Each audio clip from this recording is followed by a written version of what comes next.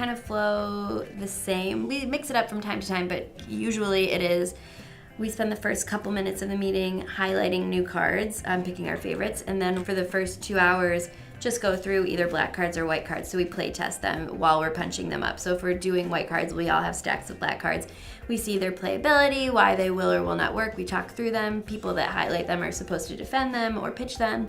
And then 2 hours, we take a break, and then we come back, and we usually do some sort of brainstorm, group writing, private writing, or if we have a deadline, we'll just keep going through those cards. Or we'll switch, like if we were doing white cards, we'll switch to black cards just so we can not hate ourselves.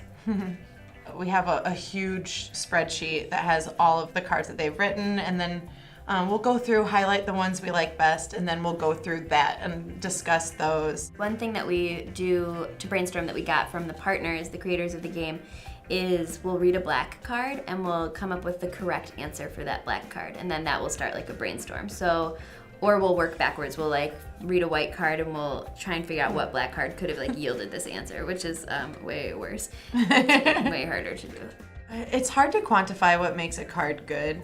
When we start seeing that a card can play with like a lot of different variations, we're always like really excited about it. Yeah.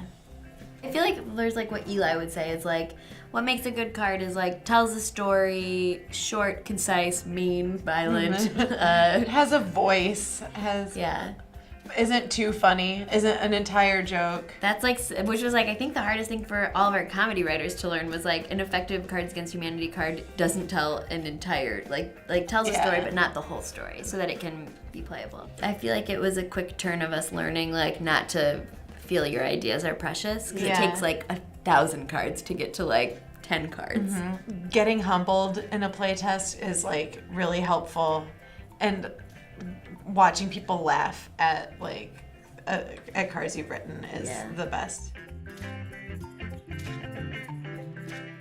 Blind playtesting is important because it allows people to play your game without me sitting there telling you you're playing it wrong.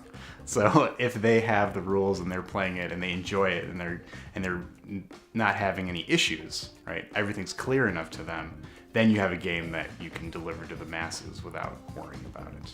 But if you just kind of put it together and say, this game is great, but every time you're sitting there and telling people how the game is played, that's not really a game that's finished yet. It's extremely important, mainly because your friends and your family are always going to say you did a great job. You're going to be like, oh, honey, you have the best game ever. But when you get strangers, and if you can even get them to read the rules, now that's a real setting of how the game's going to play out. No one's going to hold their hand. They're going to have to learn the game themselves. And also, when you're designing a game, there's so many preconceived notions of how mechanics work or what kind of strategies you should be using. When you get someone who hasn't seen it before, it's a completely different look. And they might say, oh, this is the best card. And you might realize certain parts are broken, or what people expected when they played the game didn't happen, and that gave them a bad experience. Oh, well, I saw a giant pirate ship on your box, and there's no pirate ships in this game. Could be as simple as that. They're just like, this didn't hit my expectations. We actually learned a very specific process. We tend to do blind playtests where we're watching it. We don't play and we don't answer questions, but we watch the people who play it because it's easier to watch them play it than it is for them to talk about it later. Because you know your game and you're watching them play your game. But they won't understand the intricacies or things that you find interesting of something that they do within the game. If possible, I think that for blind playtest, it's good to watch it and not participate at all. Otherwise, to get it recorded in some way, if you can't be there. We're all pioneers. Challenges of owning a business. Every business is different. There are certainly models that you can follow to greater or lesser extent. You know, Jamie Stegmaier in St. Louis runs Stonemeyer Games. He's a great example. I try to follow his business practice, as much as possible. And there are a lot of good examples of people who are successful at doing it.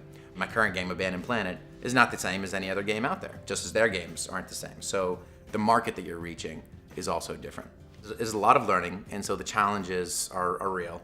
Figuring out which sort of business model to follow, how to get people's attention, where to warehouse your game, how to get your game to people physically.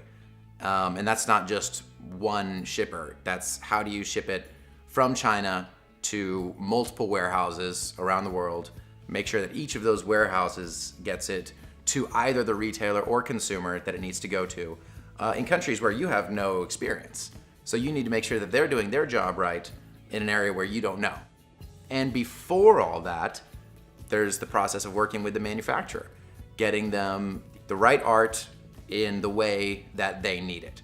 So figuring out file formats, setting up punch boards, all of the little things that dissuade people from getting into their own publishing, and really any business. People are afraid of the small details. Well, the small details are real. And it's one of the reasons I didn't start publishing myself earlier on. Now I'm at a spot where I do, and it's kind of fun.